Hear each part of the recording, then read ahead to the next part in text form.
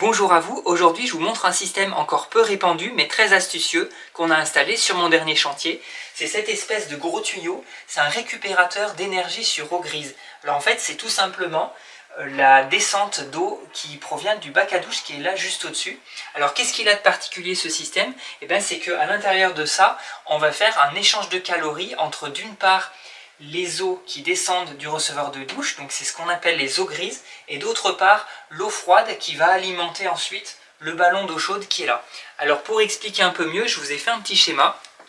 Voilà le principe qu'on a appliqué ici dans cette maison. Alors il y a d'autres branchements qui sont possibles, mais ça c'est ce qu'on a fait. Quand on prend notre douche, l'eau est récupérée par le receveur et ensuite elle va s'évacuer, et donc c'est là qu'elle passe par cet échangeur donc qu'on voit derrière moi ici. Et l'eau de la douche, quand elle s'évacue, elle est encore chaude, elle est aux alentours de 35 degrés, donc c'est dommage de perdre cette chaleur, et c'est de là qu'est née cette idée en fait. Et d'autre part, on a l'arrivée d'eau froide qui alimente toute la maison, qui alimente d'une part tous les robinets, mais qui alimente aussi ce système.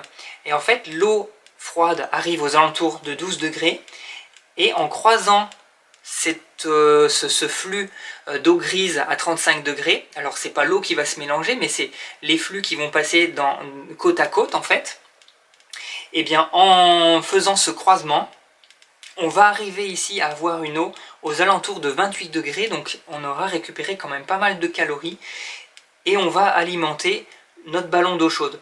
Donc ça fait que finalement le ballon d'eau chaude, il devra toujours chauffer encore un petit peu l'eau, mais au lieu de partir d'une température de 12 degrés, il part d'une température de 28, donc c'est autant d'économie d'énergie de fait, et tout ça sans technologie en fait, puisque là c'est simplement des tuyaux qui se croisent, il n'y a vraiment rien de complexe. Si ça vous intéresse, l'entreprise qui nous a fourni le matériel, c'est Evol6, et le modèle, ça s'appelle le Showerpipe VX1700. Je vous mets un lien dans la description, et je remercie Evol6 qui a accepté de sponsoriser cette vidéo.